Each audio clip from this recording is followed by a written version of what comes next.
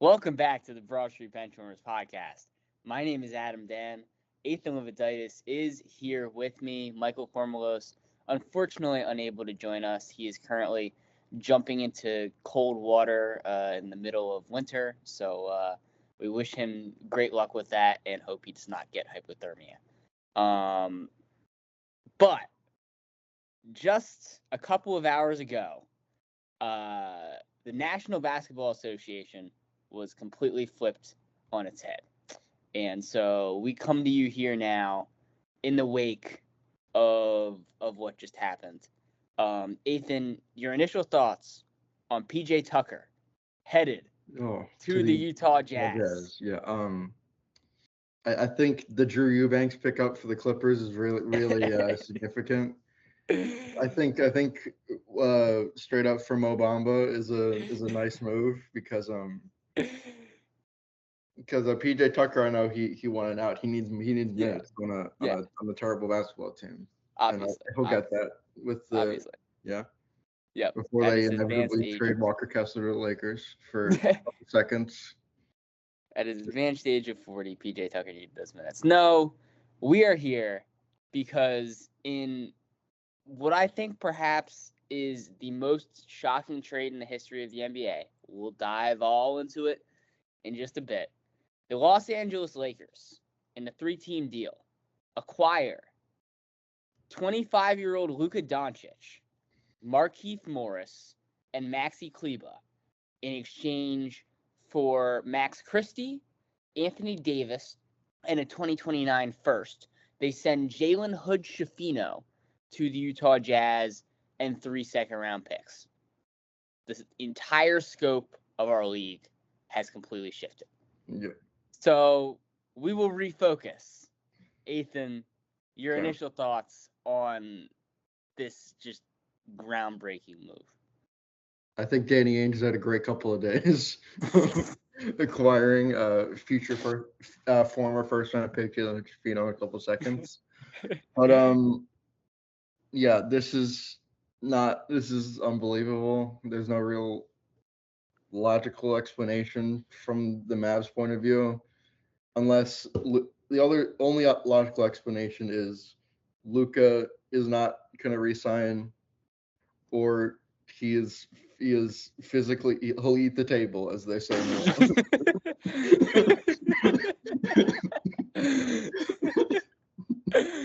But are we even sure that would make the difference? I don't think it does, because he's 25. Like, Harden was 30, 31 when he got traded from Houston. Yeah. Like, it's baffling from the Mavs. And the Lakers, like, if they said, give us AD and LeBron, I'd be like, okay, fine. But when there are so many teams with so many assets, like the Rockets, obviously he wasn't going to the Thunder, but like when a player who has made 5 All-NBA first teams and he's 25 years old and just led his team to the finals and is already the second best player in your franchise history. I mean, the Mavs obviously are. It's sort of there's 2 big dogs, and then it's like a couple years of Nash, a couple years of Jason Kidd. But it is inexcusable from an organizational standpoint. Like, I know the Supermax now is crazy. I want to say I saw Shea would get like 70 a year, but it's I think it's the age thing that makes it most troubling, because Luka, I mean, it's not Luka's like it is that Luka's 25, but it's also Anthony Davis is turning 32 in like a month, and Luka's turning 26 in like a couple weeks, and I don't know. Nico Harrison's explanation was so bafflingly stupid. Like, oh, you can get an all defensive and all NBA guy. Like, it's not, the defense was never the issue. Like, Luka is not. He's like the Curry Harden sort of, like, he's your primary offensive engine, but you have You have maybe the best defensive front court duo in the league, at least top 3. I mean, I know Lively's hurt right now, but him and Gafford, and what is Pete like? The minutes thing is the most confusing thing. Like, how are you gonna split up the minutes between PJ Washington, Derek Lively, Daniel Gafford, and AD once they're all healthy? Yeah. But with the Lakers, like it also completely changes the roster. But it's so like you're completely willing. You should be willing if you're Rob Pelinka to decimate your front court depth, which was already not good to begin with, and completely reconfigure the construction of the roster to get a Luka Doncic. So, like, if they run into like Cleveland in the finals, then it would be bad. that's the only real downside to this, because you only gave up one first. When again, teams like OKC and Houston have a billion picks to choose from. Yeah. So yeah. No, Nico Harrison should be excommunicated from the National Basketball Association. And for the Lakers, they get probably bailed out because, I mean, it's not that Anthony Davis is a bad player. Obviously not. He's No. all-star again. This is his 10th selection, but your window of competing just got extended by 5, maybe 10 years in one trip. Yeah. So, and for the Mavs, it shrinks their window to maybe even 1 because Kyrie is a player option. Yeah. At the absolute most, if he comes back for a couple of years, it's like 3 years of being inferior to OKC and now the Lakers. Yeah. And maybe Denver. It's just it's inexplainable for a variety of reasons. I'll start with kind of what you referenced, and it's simply that we haven't ever had an asset traded like this in this way. And I went back and I went through all NBA history. It's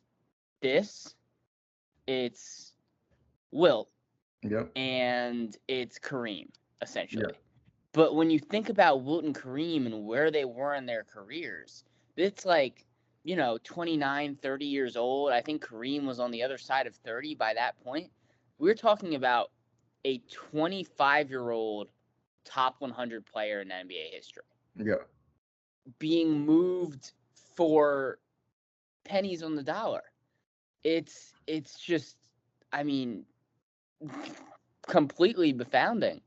And I think, you can look at it from a win now perspective. From if you're a Lakers fan, sure, because a Luka Doncic and a LeBron James led basketball team is going to be able to compete for something or the other simply by having 2 top 10 guys. But I just look at it, like you said, as truly future saving. I've been talking about for years now how the Lakers should be on the prowl to trade an Anthony Davis simply because of the injury history, simply because of how this roster had to be constructed post Russell Westbrook trade, in which they give away practically all of their assets in order to acquire a guy who simply does not fit, and then don't have the cap space or the picks to be able to acquire kind of that third wingish player to make this all come together for the Lakers on the defensive end. They really struggled just stopping anybody on the perimeter. That's why you go back and you watch playoff series like that Denver series, in which they just absolutely get bullied on that end at times. And then offensively aren't able to produce when either Davis or James isn't on the floor. But I don't really care if they go out and they sign Mo Bamba, or they probably will. They go out and they trade for Walker Kessler, because at the end of the day, I don't really care if LeBron James walks this summer. And it's a crazy statement, Yeah. But at the end of the day, you've bought yourself into 10 years of a top 3 player in the NBA. And it's something they've done now for, decades. Yeah. It's truly unbelievable, Ethan. I mean, like Shaq, Kobe, LeBron, Magic, like it just being able to run through in this way, it's unbelievable. So, you have to give credit to Rob Pelinka, and then on the other side, from a Dallas perspective, um, you can't view anything as a win now move when you trade away a top 3 player in the NBA. Yeah. That's what it's being sold as, I guess. But I mean, as a defense, and you mentioned their front court, I think as an offense, having to play Anthony Davis at power forward next to Daniel Gafford or Derek Lively, like they're going to be completely stilted. Anthony Davis is 120th in the NBA in effective field goal percentage this season. That is a number that has sharply declined every single year of his career post 2020.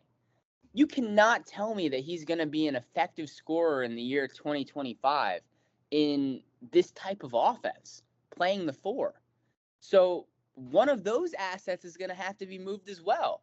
Gafford, who you just signed to that massive extension, Lively, who's been one of the most productive young pieces in the NBA over the past 2 years.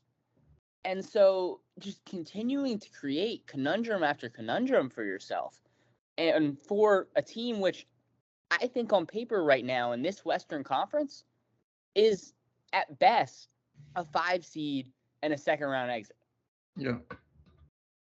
And then thinking about the future, not just Kyrie's option. Kyrie has a bruised disc in his back. Yeah. Like he has apparently played through for 3 or 4 years and is now 32 years old playing with it. So I just, compiling the injury history, compiling, what you're giving up. Luka Doncic could be, the same weight as EDP, and I wouldn't have made this trade. Luka Doncic could be like doing crack in the American Airlines Center parking lot, and I wouldn't have made this trade. Yeah. Like, it's nonsensical. Yeah. Like, there's no logical explanation, especially when you only get one pick. Yep. One pick. And I don't remember if this is correct. I'm kind of going off the dome, but doesn't OKC have swap rights in a couple years with Dallas? I I think it was 2027. 2027. What trade would that have been? That would have been.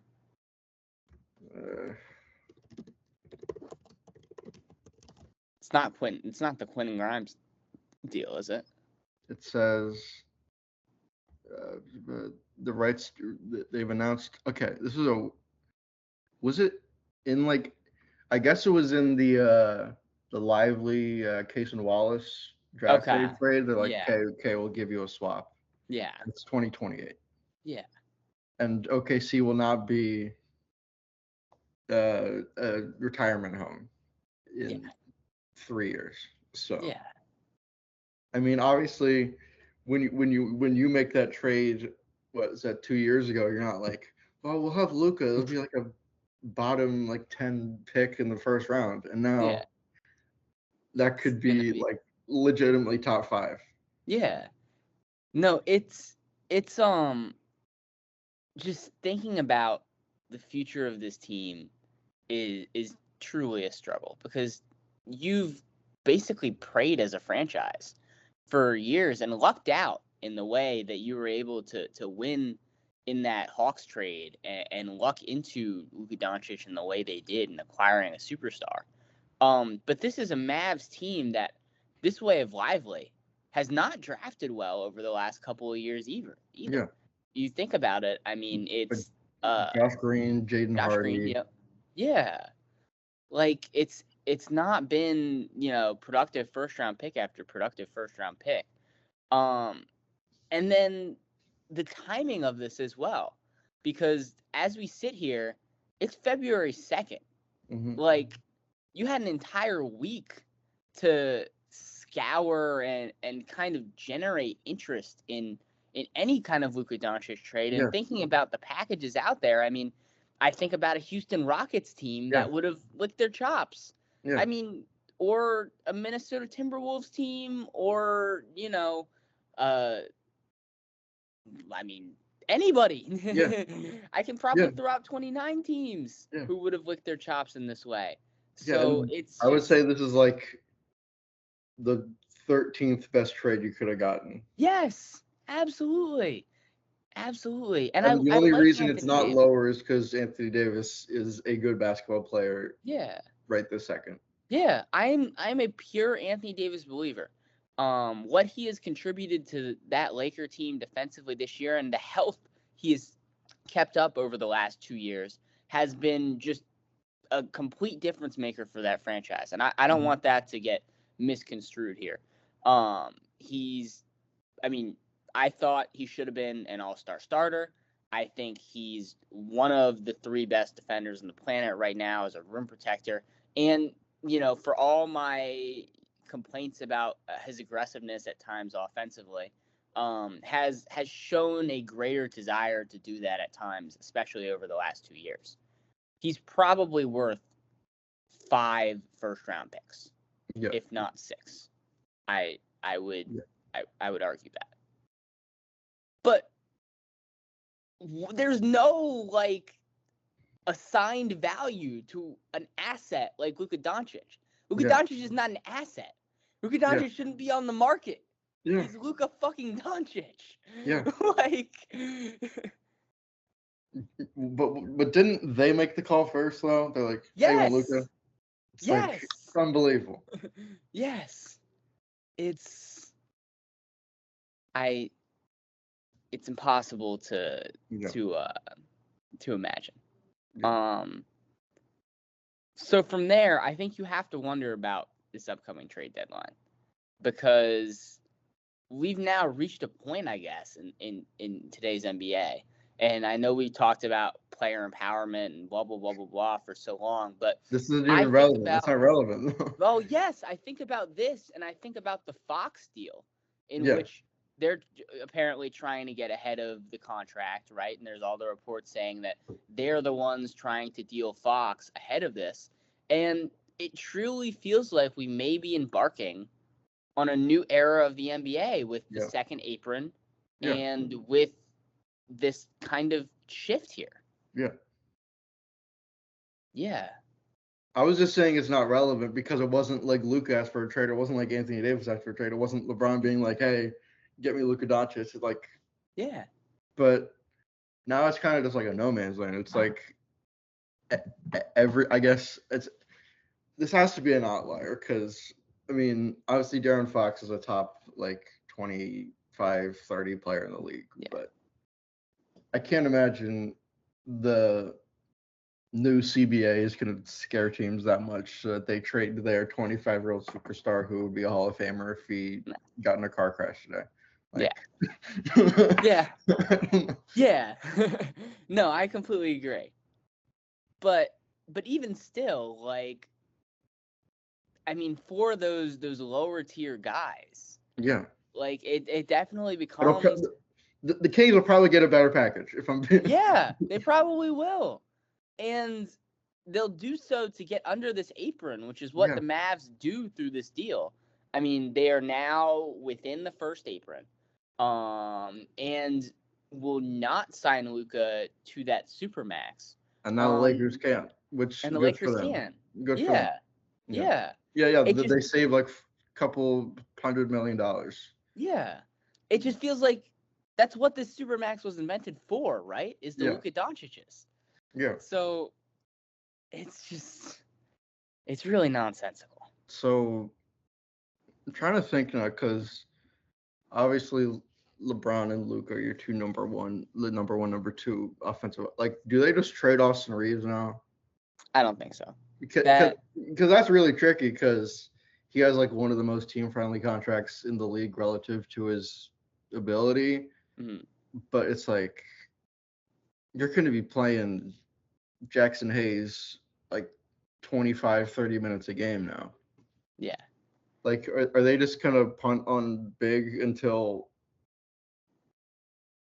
like they don't have any? I guess those are the assets. Yeah. Gone, which Well, you would do it 100 times out of 100 to do. But if you think about it, there are still, pieces on that roster that can be moved. They still do have the Gabe Vincent expiring. They still do have the one first-round pick, 2027, which for some reason is not included in this deal. And to me, Reeves, as you mentioned on that contract, has to be kept. At $13 million a year, with what he brings you as a wing, a scoring wing, that simply can't be replicated. And so I look at Vincent, I look at Rui Hachimura, who is, has been solid in his role, but I think in the search for a traditional big could absolutely be moved at $17 million per year. And then I looked at Dalton Connect, who I know a lot of people like, a lot of people are very high on, but it's again, like he's almost at his ceiling. He's like 23, 24 years old. Yeah. And as you move towards, trying to compile assets to improve defensively, you already have kind of that microwave scorer in a guy like Reeves. Having two of them, you can look to expand. Yeah. And then Jared Vanderbilt is still there, who has been incredibly disappointing, I would say, in his role and with his health overall, but could still be moved hypothetically given his contract status, to try to bolster. So I'm looking at guys like Rob Williams. Yeah. I'm looking at Kessler, as you mentioned. I'm looking at Nick Claxton in Brooklyn, if they're going to be able to compile some picks together. I think if you want to look over to Charlotte, and trying to get one of their bigs. I know they just traded Nick Richards, but it's continuing to develop just as a tricky situation for the time being. But it's fine. I'm not worried about their future because they just got fucking Luka Doncic. Yeah. Like what? Yeah. I don't know. The final thing I'll say is I've been following basketball actively for a decade. Yeah. One of my favorite players growing up was Dirk Nowitzki. Yeah. And so by extension, I'm like, yeah, the Mavs are cool. Yeah. No more. No more. No more. It's not like I don't own any Mavericks merchandise other than maybe like a Dirk card from back in the day. But yeah. I mean, boy, do I feel bad for the city of Dallas. Yeah. Wink, wink. I mean, they have some prospects. They have Kamar Rocker coming up with the Rangers, and they just traded a first-round pick for Michael Granlund from the San Jose Sharks to the Dallas Stars. But you're not all in on the Brian Schottenheimer experience. Oh yeah, it's okay. They'll get Ashton Dempsey and then they'll win. So. Yeah.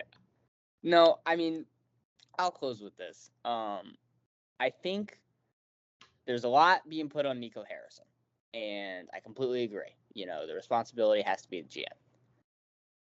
We are not in a place where any blame can be put on Nico Harrison. I truly believe if Mark Cuban doesn't step out and take his assets, take the percentage that he took out of his ownership earlier last year. And so I think it seems that there has been a power shift within the Dallas Mavericks organizationally. Yeah. I don't think Cuban would have ever signed off on this. Yeah. I'm pretty sure I saw a quote. It was like in 2020. It's like, if I had the choice of divorcing my wife or trading Luka Doncic, I'm Yep. divorcing my wife. Yep. Exactly. So yeah. I have very bad news for Miss Cuban. We're sorry, Mrs. Cuban. Yeah, it seems like it's been a power struggle for a while. We had all those reports. There was the guy, well, it was like Cuban's guy from inside who got fired, and then there was all the stuff with the Porzingis stuff and the aftermath there. We've had a couple off seasons of kind of tumult within that organization. It seemed like it was fixed after this finals run. I'm not sure what's going on there now, but I definitely think it's something to watch as the injuries continue to pile up for these Maverick stars, as they kind of whether they reach their heights or are disappointing, we're not sure, but I think either way it's going to be a very dramatic next year and a half for this Dallas Mavericks organization. I'm excited to watch it. Yeah. All right. Okay, so if we're tracking the two times I've been here for the most dramatic things, which was the biggest trade in the history of the NBA, and me actively trading up for Cooper DeJean and everybody disagreeing with me. So this is true. And this was to the Eagles, by the way, at like 17. To the Eagles. And you're like, oh, 17, they're rich for me. And you're like, oh, Cooper DeJean is not a safety. Well, yeah, I did say something weird about like don't put him in man. I don't know what I said there. But please put him in man. Yeah, we'll be back for coaching carousel and the Super Bowl. Yeah. That big game is coming up. I'm not sure I can top this, but yeah, definitely coming. All right. Who are we firing? I mean. Oh, well, yeah, I guess, yeah. Nico Harrison and or Daryl Morey, because could have been like, hey, you want Gershon and a couple picks?